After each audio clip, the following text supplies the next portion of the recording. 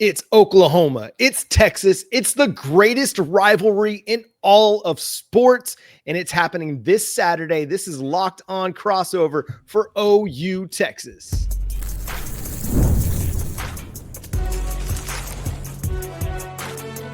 You are Locked On College Crossover, part of the Locked On Podcast Network. Your team every day. What's up, everybody? Welcome to a Locked On Crossover edition featuring Locked On Longhorns, Locked On Sooners as we get ready for the Red River Showdown. Today's episode is brought to you by FanDuel. Right now, new customers can bet just $5, and if your bet wins, you'll get $300 in bonus bets to use across the app. Download the app today. We got Brad Kellner of Locked On Longhorns. We got Jay Smith and myself of Locked On Sooners getting you ready for the game of games. Brad, how we doing, man? How are you feeling about the Texas Longhorns coming out of the Florida game, getting ready for Red River? What is just kind of the general feeling among Longhorn fans? Yeah, we'd feel a lot better if Texas was 5-0 and Oklahoma was 3-2 going into this game. But unfortunately, the roles are reversed. Yeah, this fan base is a little splintered right now, John. Look, the week one loss at Ohio State, you can stomach that one. The defending champs, now they're the number one team in the country. You wanted to win that one, but not a ton of shame in losing in the horseshoe. But to go on the road against a Florida team that I think is a bottom five team in the SEC, a Florida team that I think wants their coach fired more than they want to win games, to lose that game and lose it in the manner that Texas did, it was pretty ugly. So, yeah, this fan base, not the most confident it's ever been going into a Red River shootout, that's for sure. And Yeah, Jay, definitely. what's the feeling among Sooner Nation, man? We're 5-0. What's the pulse right now?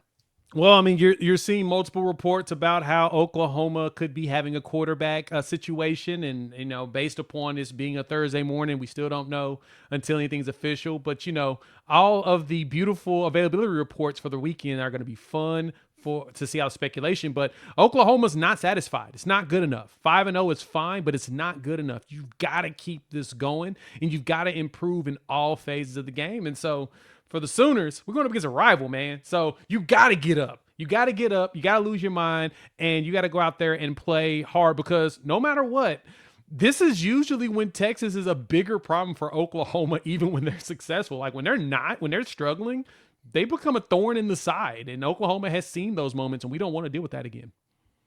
Brad, we're coming into the season. Arch Manning's one of the favorites for the Heisman. Texas is the preseason number one. I don't want to dump on them too much, but what's been the biggest issue? This has been a team that has had good offenses over the years. They're just not consistent right now. Is that the nicest way to put it? Well, you're welcome to dump on Texas all you want. I mean, it's Texas. I'll try to play a little neutral here. Since we got Jay, That's what makes this. I don't want to dogpile Brad. This is our first crossover with Brad. We don't want to. My favorite part of this game every year is the fact that there's going to be some 4-year-old Oklahoma fan who walks right up to me and just shoots the bird right in my face. And then a couple minutes later, her 18-year-old mom with like 3 missing teeth will come up and shoot me the bird right in the face. And then the grandma who's like 37 years old will do the same thing. That's what I love. I'm all about the trash talk. So you guys should be dunking on us the way that Texas has played so far. It's open season right now. But to answer the question, John, I mean, the whole offense has been a struggle. Even in Texas's games against San Jose State and UTEP in weeks 2 and 3, the offense left a lot to be desired. And you were kind of hoping, all right, like they're just cleaning some things up against these non-conference cupcakes, or maybe they're just sandbagging a little bit before they get to conference play. But then you saw what the offense did in the swamp this past weekend, and it's clear they've got some real issues. So there are issues everywhere, John, but I think number one, the biggest problem with Texas's team right now is the offensive line is terrible. And Texas lost 4 starters from a very good offensive line last year. And instead of going to the portal, Texas brought in a bunch of guys from the portal, but they brought in nobody from the offensive line. They tried to bank on the guys that they had in-house, And so far, Steve Sarkisian and Kyle Flood, who's the offensive line coach at Texas, they've lost that bet. They bet on themselves and they've lost that bet. So it's all been bad. It's all been discombobulated, but you guys know, like, if you can't win up front, you don't have a shot. And obviously it's a scary matchup on paper because Oklahoma may have the best defensive front in the country. And with the way the Texas offense has looked through 5 games this season, that has been the biggest problem, and it could be the biggest problem 2:30 on Saturday. Jay, is that how you see it, man? Like, because Texas offensive line is struggling right now and Oklahoma's defensive line just seems to be trending in a elite direction, is that where this game is going to be decided? Oh, it's going to be decided 100% in the trenches. And I don't like to say I told you so, but the Texas fans that laughed at me when I pointed out that you lost 4 dudes going to the league tried to say the bigger problem is that these dudes are still young. Yes, you saw a little Gooseby, you did. You saw a little Connor, you saw a little bit of them, but they still don't have the cohesion that you need in order to be as successful as you would like. And it's starting to show now. It's eroding. Plus, Brad, you made a good point.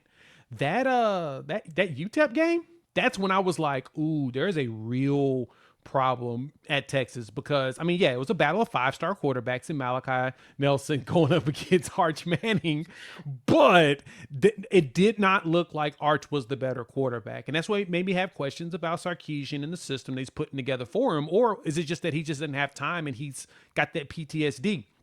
We understand that. I mean, we had Jackson Arnold last year. He dealt with a lot of PTSD as well when it came to dealing with the offensive line and wide receivers hurt, etc. But health has not been very beneficial to Texas right now. And so to me, this defensive front, which has shown to be one of the best, if not the best fronts in the country. I mean, Cole Kublik over there at ESPN said it. He's like, yeah, I think this is the best one in the SEC. And it's showing it. It's actually proving it. David Stone, Jaden Jackson, Grayson Halton, as well as Dominic Williams, all 4 of those interior guys, to me, is where the problem is going to come for Texas. Because my biggest question for you, Brad, is what's happening in that running back room? What can we anticipate right now? Because it feels like they're falling like flies for the 2nd year in a row. Yeah, you can anticipate bad is what you can't anticipate, Jay. I mean, the Texas running backs ran for 15 yards against Florida. That's 11 carries. Crazy. Never in my life. Yeah. Never in my life. I mean, it's that out of Texas. Oh my God. I mean, it'd be bad if, a team like UTEP did that against Florida, right? Like 11 carries for 15 yards for the Texas running backs. The Longhorns as a team had 52 rushing yards, but most of that was Arch Manning. So what I can tell you about the Texas run game right now is Arch Manning is Texas's best rusher. He's the leading rusher, despite a pretty large number of sacks, and obviously those go against quarterback rushing yards for some reason. But he is Texas's best weapon on the ground. Kind of like for OU, like when John Mateer was out there, he was the best runner of the football.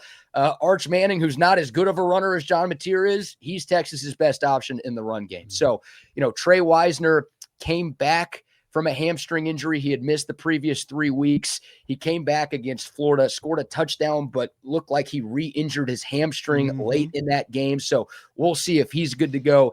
CJ Baxter's missed the last 3 weeks dealing with his own hamstring injury. So we'll see if he's able to play. And then the other 3 guys that Texas have been rotating just haven't been very good. And you couple that with, again, a horrible offensive line going up against an elite defensive line. The winner of this game, it feels like way more often than not, is the team that's able to run the ball better. Both of these teams have rushing issues right now, but for Texas, they've got a major offensive line issue. So, yeah, I don't know how it's a taller task than against Florida because I think OU's better than Florida, but the Longhorns somehow, some way, guys, are going to have to find a way to develop a run game over these next couple of days. Arch Manning has 5 interceptions on the season, 2 fumbles. He's had some good moments. He battled and kept kind of Texas in that game against Florida, but it's been just an up and down roller coaster. His first run through as a starting quarterback, it's not always easy and straightforward for everybody. We're going to talk Oklahoma's offense versus what is a really good Texas defense coming up next here on Locked On Crossover with Locked On Longhorns and Locked On Sooners. When the opening whistle blows on a new repair, get your crew moving forward with Supply House. Order today and see parts on your doorstep tomorrow. Over 280,000 plumbing, HVAC, and electrical items from the most trusted brands in the business. Their real-time inventory and honest lead times keeps you from punting projects, while their industry-leading customer service allows always has your blind side covered. Need a part fast for a project? Supply House has next day delivery. Talk about a game changer. The part finder tools and 3D schematics can save you hours on the job where every detail matters. Join the free Trade Master program today and score serious perks like priority shipping, lower prices, and a dedicated support line. Visit supplyhouse.com to sign up for free and use promo code SHCollege5 for 5% off your first order. That's supplyhouse.com. Real people, real service. The NFL season is here, and FanDuel has an offer you don't want to miss. Right now, new customers can bet just $5 and get $300 in bonus bets if you win. That's right. Pick a bet, put down $5, and if it hits, you unlock $300 in bonus bets you use across the app. Like right now, this Oklahoma-Texas game is a good game to look at, and it's very easy to get in there. I can build my parlays. I can add player props and even follow the live lines literally during the game. So if you want to do that during Red River, you can obviously do that. And it makes watching football even more exciting. So what are you waiting for? Visit FanDuel.com to download the FanDuel app today to get started. Once again, thanks for making Locked On your first listen every single day, whether it's Locked On Longhorns, Locked On Sooners, or any of the great shows we've got across the Locked On network. We are your team every day. So, Brad, let's talk the Texas defense because it's a good unit. It's still a really good unit, a lot of really talented players. Yes, you went up against an Ohio State team that has a good offense, a Florida team that DJ Lagway rediscovered himself a little bit. He found out and realized, oh yeah, I'm pretty good at this thing. So what's up with Texas's defense? Where do you think that they're really being successful right now? Well, to answer that, John, let me start off by saying it's Thursday, October 9th, 2025, and OU still sucks. All right, to your actual answer. That was the most surprising part of Texas's loss to Florida, right? Like, there was a scenario where I saw Texas losing that game. I didn't pick Texas to lose that game, so I'm not going to pat myself on the back too much. But if Texas was going to lose, I thought it would be 13-10, 17-14. Maybe Florida would have a defensive touchdown or a special teams touchdown. Like, the Texas defense had been playing at such a high level. And even in that week 1 game at Ohio State, they did more than enough for the Longhorns to win. They just got no help from the offense. The Texas defense just laid a total egg on Saturday against a Florida offense, which had been, bottom 2 or 3 in the SEC in pretty much every statistical category going into that game. So I still think this Texas defense is elite. I think they're one of the best in the country. I expect them to bounce back. But if it's anything like what we just saw in the swamp, then this Oklahoma offense may be able to move the ball and score consistently. But Texas has a ton of star power. I mean, preseason All-Americans at every level with Colin Simmons up front, Anthony Hewitt linebacker, Michael Taff at defensive back. None of them played like that last weekend, but it's a talented group. It's the same defensive coordinator who's been there for 5 years. More often than not, they know what they're supposed to do. They're good at tackling. There aren't a lot of coverage breakdowns. So we'll see. A big key in this game is whether or not Manny Muhammad can play. Manny Muhammad is Texas's number 1 cornerback, and he missed the Florida game. And you said it, John, like DJ Lagway was a coming out party for him. He looked incredible, and Texas just couldn't cover anybody, and they lost a lot of one-on-ones on the outside. So this isn't last year's Oklahoma. Like, you guys actually have real wide receivers playing football going into this game.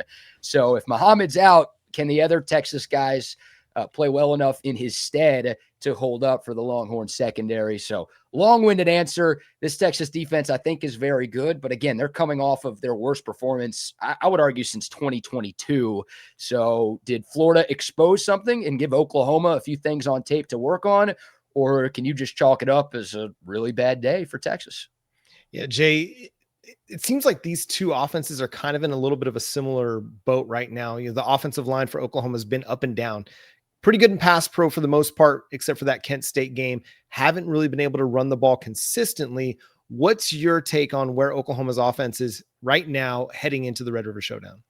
Biggest problem for Oklahoma is going to be that run game. Plus, at the same time, we don't know who's going to be throwing the ball. Like, I think Michael Hawkins can do enough to make sure the game stays competitive on the offensive side. He has his legs. He's got the ability to pass. Again, DJ Lagway had a coming out party, and with Muhammad potentially being from going from probable to questionable to game time decision last week. I'm curious to see how healthy he'll be. But I mean, as somebody you can kind of pick on, same thing with Kobe Black. I love Kobe Black. I thought he was a really good prospect. We were looking at him.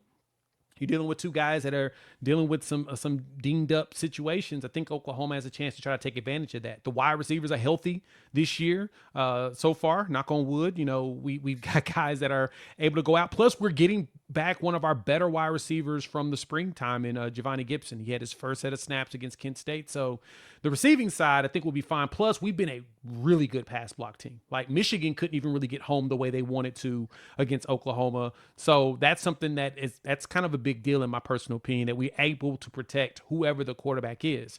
The run game's the question. And this is where things get interesting. The plot thickens in this one, mainly because going into this game, Florida was ranked 13th in the SEC in rushing. They were not very good. Everybody they played against, they were struggling all season long. Number 12, Oklahoma. So the big thing that I've seen about Texas is, and I said this, and Texas fans ain't gonna like me hearing this either, is the two things I said I was worried about with Texas was not only the offensive line being young and having new dudes, but y'all brought in 5 transfers on the interior defensive line. If you have to bring in 5 dudes, you have 0 dudes available. You're still trying to figure out who's going to be the one that's going to step up and take over. And so far, nobody has assumed the spot of, yeah, I'm that dude that's going to run this. Even with the 5 stars behind them, it's going to take a little bit more time to me for Texas to really establish it. But that was the one spot that I was in shock of that Texas did not have going on. So if Oklahoma can figure it out with the interior, I think Jake Michaela can do enough to open some holes. They can find holes like Florida did. They'll be up there at the Anthony Hill level very often, and that can make things a little tough for Texas going forward. What do you make of that, Brad? Because Texas's defensive line has been a strength of the unit of Pete Kwiatkowski's defenses over the years. Maybe not necessarily as good this year. Colin Simmons was one of the preseason All-American selections. What's his performance been like? What's your analysis of this Texas defensive line? Yeah, it's weird. It feels incomplete, right? Because they looked great against Ohio State. Like the Buckeyes couldn't run the ball against Texas. I know no one's putting a lot of stock into San Jose State, UTEP, and Sam Houston. I'm not saying you should. But for the first 4 games that Texas played, the D-line looked like a strength of their team. And it's like, dang, they lose 7 scholarship D linemen from last year, and they're still elite. That's incredible. And then the Florida game happens. And Jaden Ball is a very good runner, but Florida's offensive line, like y'all said, they had done nothing in terms of creating holes or rushing lanes for him to run through. And he had nothing but green grass pretty much every time he touched the football on Saturday. So I don't know. Like, I think they're better than what they were on Saturday in the Swamp, but I guess it's still incomplete because they played 2 Power 4 teams. They looked really good on the D-line in one of those games. They looked really bad on the D-line in another one. So this may be the weekend where it's like, okay, are they actually good or are they actually bad? Saturday maybe when we find out the answer. I tell you what, that Florida humidity will get to the best of us. Playing in Columbus in August, probably a little bit nicer than playing in Florida in even October. I mean, it's Florida's stupid. Yeah. It just should not exist. Anyway, you got to deal with Florida man out there too. There's some weirdos in that state. So that's a little bit crazy. That's another thing. Even though we're, into the second Saturday in October, it's going to be hot inside the Cotton Bowl on Saturday because it just always is. We can't get a break and get some fall weather. But Jay, where does Oklahoma's offense win? If they're going to have success against this Texas defense, where do you see it coming? They have to establish run early. If they can establish the run and force Texas to have to conform defensively, have to actually respect the run game, then Oklahoma should have a good chance of not only controlling the clock, which to me is going to be the most important thing. You need to keep Texas defense on the field as long as possible. You're also going to want to make sure that you can open it up to the pass game. You want the play action to work. You want the short pass. You want the deep pass. You want all of that stuff to be options in this game. And the only way you can do that is you got to have some sort of a run game. So it's either Michael Hawkins on a design run where he quickly gets, he actually does a draw the pass in and then running instead of grabbing it and immediately rushing like he's a halfback dive, something like that. Or John Mateer decides to play. He's going to make that dive, that QB draw a massive part of his game because he's a dude that likes to run. And he's very athletic. Luckily, knock on wood, it's only his hand. His legs are good, so he's still going to be up there running like crazy. But for Oklahoma, the key thing is going to be you got to establish the run, force Texas to pay attention to both phases, and then I think you'll be good. And Brad, for Texas's defense to win against Oklahoma's offense, what do they got to do? Yeah, I mean, do what you did last year. Like, I don't think Michael Hawkins Jr. scares any Texas fan, and I think he's gotten better from last season. But honestly, he didn't really do much against Kent State. That's like, oh, this guy is some sort of world beater now. Like, it's clearly a different offense with John Mateer on the field versus when he's not on the field. So, yeah, I mean, I think it's stopped the run, and it's also contained Michael Hawkins Jr. I think it's as simple as that, right? This is a battle in the trenches. Look, Texas has to get some pressure on Hawkins, right? That's also part of the containing him. Texas had 0 sacks last week. Florida entered the game tied for 100th in the country in sacks per game allowed, and what's supposed to be an elite Texas pass rush got goose-egged. So Texas has to, again, it all goes back to winning in the trenches. They've got to stop the run. They have to get some sort of pressure to take Michael Hawkins Jr. off his spot, make him a little bit uncomfortable. If that's the case, you can make some splash plays, maybe create some turnovers. And guys, the Longhorn offense needs all the help that it can get. And for Texas to win this game, they might need a defensive score. If they can't get that, they might need a couple of short fields created by the defense. So find a way to get an interception, get a fumble or two, and that's Texas's best chance to get this one done. We'll get into some more keys to the game and predictions for OU Texas coming up here on a Locked On Crossover Edition. Hey, that's me. Mazda crafts cars for those who do more than simply move. Mazda delivers confidence with every ride, with more IIHS Top Safety Pick Plus awards than anybody else. From footwork to breathwork, athletes sweat all of the details. Mazda brings that same intention with how they craft every model. You can feel Japanese craftsmanship in every detail, from the metallic accents to available Napa leather upholstery. You can make everyday drives feel like anything but, from smooth handling to intuitive controls. With all-wheel drive standard in every crossover SUV, you can drive with confidence throughout almost any season. Like our players, we sweat every detail, because when you make every move count, impossible becomes irrelevant. It's Mazda. Move and be moved. And we're also brought to you by Quo. One of the tools that help make a huge difference for business owners is Quo, formerly Open Phone. It's the same great business phone system you've heard me talk about for a long time, just with a new name. And here's why Quo matters. Every missed call is money left on the table. When every customer conversation counts, you need a phone system that keeps you connected 24/7. Quo is the #1 business phone system that streamlines customer communications. It works right through an app on your phone or computer, so you don't have to worry about carrying 2 or 3 phones anymore. You don't need an old landline anymore. It's so simple to use, and it's like a shared inbox for your team, so everyone knows what's going on and no customer gets left hanging. See why more than 90,000 businesses trust Quo, formerly Open Phone. Get started free and get 20% off your first 6 months at quo.com/lockedoncollege. That's QUO.com/lockedoncollege. If you have existing numbers with another service, Quo will port them over for no extra charge. It's Quo. No missed calls, no missed customers. Again, thanks for making Locked On Longhorns, Locked On Sooners, and the Locked On Network your first listen every single day. So shout out to all the everydayers out there. Subscribe to the shows wherever you get your podcasts. We're part of the Locked On Network. Your team every day. Sorry, struggling because I'm just so excited about this game. Jay, we're going to start with you. Give me the biggest key to this game for the Oklahoma Sooners. Biggest key is still going to be run game. We need a 100-yard rusher. Actually, we just need a 50-yard rusher. We get a 50-yard rusher. I think that will be enough of a challenge for Texas to where they have to respect everything. And that's from a running back, not from the quarterback. The quarterback can get 50 yards as well. Cool. We need a running back that gets us at least 50 yards just to make, like I said, you've got to push Texas defense and make them have to conform. And if you can get a big player here or there, sure, but I think just slow and steady, go in there, win the game, get the heck up out of there healthy is the most important thing possible. Brad, what about for Texas? We need Dr. Shin to not be a miracle worker. I think that's the biggest key, right? I mean, I appreciate so much that you've gotten involved in the Dr. Shin memes as well. So funny. So Yeah. funny. Well done, Oklahoma fan base. You guys have crushed those. Look, Texas is favored right now, according to our friends at FanDuel. Like that changes if John Mateer plays. Like he is a touchdown difference in a game like this. So if Mateer is able to go, I wonder if Oklahoma, this is the biggest game of the year, so you probably don't ever want to punt on this game.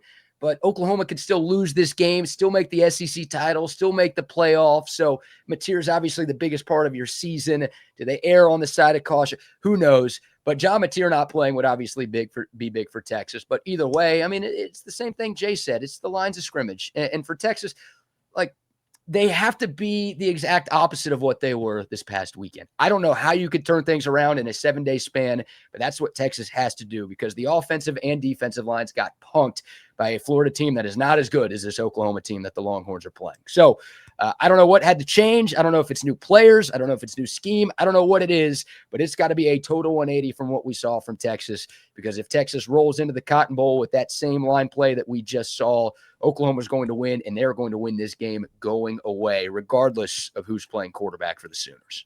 Yeah, for me, it's containing the quarterbacks if I'm looking at it from either perspective, because both quarterbacks, whether it's Arch Manning or John Mateer or Michael Hawkins Jr., they can beat you with their legs. If you can get pressure, great. But if you can't get home and you let those guys loose, you could be gashed for a big run or even a big pass play down the field in the scramble drill. So I think that's a big key to watching this one, is who does the best job at containing the quarterback and not letting them get free after the pressure gets home. So let's go through this, and you can even give a prediction for if Mateer plays versus if he doesn't, if you like, or if you just want to go with both in your prediction, go for it. But Jay, we'll start with you. What's your prediction for OU Texas? I predict that Mateer plays, and I think Oklahoma goes out there and really balls out. I'm adjusting my score. I'm gonna say 23-10. All right, Brad, for Texas, Oklahoma, I'll give you guys some respect. Thank you. Hey, whack. No, I've always said, well, you are the neutral party. Our buddy Brad. You here, are okay? the neutral party. Yes, you are the one that's controlling this. I'm trying. I can't help it completely, guys. Like I'm not going to be entirely neutral, but I'll throw a little bone to our Longhorns fans down there. I did grow up in Texas a little bit. I got some friends. Shout out to my boy Josh, who's a Texas fan. It's not a good thing. Hey, I've always said that, whoever leads the all-time rivalry gets their name first. So once you guys, I take it back. Screw it. Are able to catch What's your up prediction for OU Texas? You're a little behind. If y'all are able to catch up, then maybe we can change the name to that godforsaken pronunciation. That is horrible. It sounds awful. The Mateer thing's interesting. I mean, Jay, you know more about the Sooners than I do. I don't like hearing you say that Mateer is going to play. Like, I hate to give two predictions. I've never done this in my life. If Mateer plays, Oklahoma's going to win, I'll say 24-17. If it's Michael Hawkins who plays, I think Texas wins 20-17. I really think it's that big of a difference. So, I'm irrationally confident with what I've seen from Texas if Michael Hawkins Jr. plays. But if Mateer is out there, then, again, I think he's that big of a difference maker, and the result of who gets the golden hat changes. Yeah, I think this is going to be a tight defensive ball game regardless. I think this has that early 2000s 13-10 feel to it, in my opinion. I don't think it's going to be 13-10. I think it's going to be something like Oklahoma 19, Texas 13. I think Tate Sandell, Oklahoma's kicker, is going to be clutch again in this one, and he's going to be one of the keys to the game for the Sooners. They've been more than willing to kick field goals when they get into, fourth and short situations on their, on the Texas or the opponent's side of the 50, because they believe in their kicker's leg to go get them points. They're playing defensive football this year, which is strange. I don't know what to do with that, but it's really enjoyable to watch this team just be willing to take points when those points are available. So that's kind of where I'm at. 19-13. I know it's kind of a weird score, but I could see it being a one-score game either way. I think it's going to be a really fun ball game. Brad, do you have like a bold prediction in this one that you're like, hey, I want to see this player have a breakout or whatever it is? Yeah, I'm going to eat 5 Fletcher's corny dogs before there the you game. go. Yeah. Bold prediction. Yeah, I will say each team scores a defensive touchdown in this game. Love it. So, maybe that's not that bold considering how good these defenses are and how these offenses have been, but I will say we get multiple non-offensive scores Saturday afternoon. What about y'all? Jay, what about you, man? I think that we caused 2 more turnovers in this game. Something that we have not been doing much of this season is getting turnovers, and I think we forced some turnovers. Probably a fumble as well as actually, I think a defensive touchdown comes to Oklahoma in this game. All right, hey, and then your corn dog topping, real quick. Mustard. Come on. Yeah, Jay. Mustard. Yeah, I'm not a communist. There's some things we can all agree on, regardless of which side of the rivalry. And if it's the right corn dog, I don't even need anything on it. Like the right corn dog is perfection just as it is. What's your favorite Texas moment in the OU Texas game, the Red River Showdown? Thank you for your correction there. Nice, man. You know, I was a student at Texas. Yeah, OU fans, save the t-shirt fan jokes. I actually went to Texas. We deserve a lot of those. I don't know. I think 2013 or 2015, the 2 games where I was a student, where OU was a double-digit favorite. Y'all had no business losing to Texas in either of those games. To be there in the student section and watch a couple of upsets was pretty fun. And yeah, I guess Dicker the Kicker's field goal a few years ago was one of the best Texas OU games of all time. So I'll go with those 3 when you asked me for one. All right, Jay, what about you? That's good. Moment. It's got to be the my favorite one has got to be the Roy Williams Superman. That is still the most elite moment to dive over, force the arid pass that gets caught by Teddy Lehman for a touchdown. It's still one of the best. I mean, Caleb Williams coming in too was probably just pretty much absurd. That was just so much fun. You're up 28-7 and Texas fans just knew, baby, it's over. And then it was not over. Kennedy Brooks touchdown. I'm going to add a third one too. I'm going to add this one, of course, from 2023. Shout out to our guy, Danny Stutzman. The t-shirt boys. Yes. Oklahoma fears God, Kansas, and Oklahoma State, but not Texas. Is that what the shirt said? No. Oklahoma fears God, Texas fears Oklahoma. But yes, that Dylan Gabriel final drive was another great one, as Oklahoma led the entire game until that last moment of the game. So yeah, I'll go with a little bit of recency bias here. The Marvin Mims game. You brought up Caleb Williams, but to me, it's the Marvin Mims game. He doesn't make those 2 acrobatic catches down the field, and Oklahoma doesn't win that game, especially that one that's along the sideline for the touchdown. I mean, that's one of the greatest catches I've ever seen. It's absolutely incredible. And then one of my favorite images is just Texas running out onto the field in 2023 and Jalil Farouk just standing right there with the Texas players running by him. I don't know. It just really cool. But yeah, so many good ones. We have different favorite memories from this game. It sounds like. Also, one of my favorite Oklahoma, Texas kind of GIFs memes is CeeDee Lamb running through the entire Texas defense. That was super fun. So anyway, so many of those. But anyway, so many of them. It's going to be great. This is going to be a great weekend. It's one of the best weekends in all of sports, in my opinion, not just college football, just sports in general. And it highlights what makes college football so special. The NFL does not have anything like this. NHL, NBA, Major League Baseball, maybe New York, Boston in Major League Baseball is about the only thing that comes close to this on North American soil.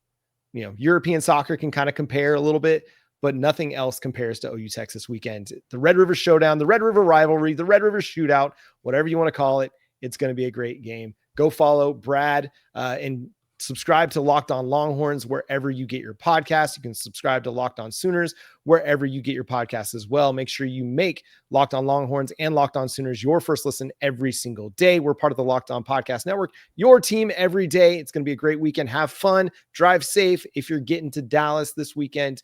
And Boomer Sooner. Hook 'em. Horns down, baby.